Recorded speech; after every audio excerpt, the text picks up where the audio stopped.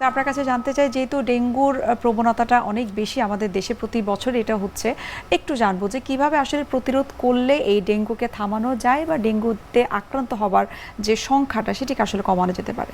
আসলে প্রতিরোধ ব্যবস্থাটা ব্যক্তিগত পর্যায়ে থাকতে হবে আর হলো সামাজিক পর্যায়ে।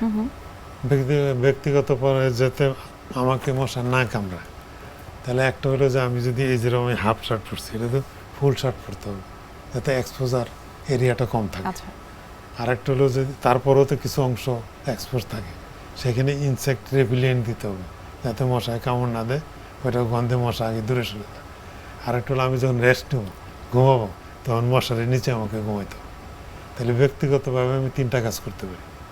আর সামাজিকভাবে হলো যে মশাকে কমাইতে হবে, সেটা করতে গেলে আপনি এই যে এসির পানি, ফ্রিজের পানি, বালতির পানি, এটা তো ফ্যামিলির যারা গার্জিয়ান তাদের এটা খেয়াল রাখতে হবে। আবার এখানে আপনার মিউনিসিপ্যালিটি অ্যাড করতে হবে, তারা যদি মশা নিয়ন্ত্রণের জন্য ইনসেকটিসাইড এগুলি ছড়ায়, তারপরে যে ডোবা, এই তো আপনার লেক, এগুলি পরিষ্কার রাখে, তাহলে অনেক কম।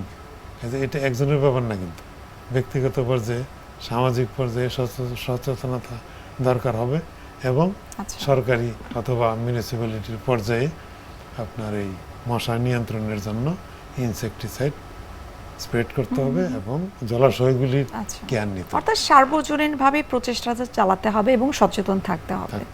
আপনাকে অসংখ্য ধন্যবাদ ডেঙ্গু জ্বর সম্পর্কে এত গুরুত্বপূর্ণ তথ্য আমাদেরকে দেওয়ার জন্য। শুভকামনা রইল এনটিভির পক্ষ থেকে। Thank you. সুপ্রিয় দর্শক, এতক্ষণ আপনারা দেখছিলেন এনটিভি নিয়মিত স্বাস্থ্য বিষয়ক আয়োজন স্বাস্থ্য প্রতিদিন।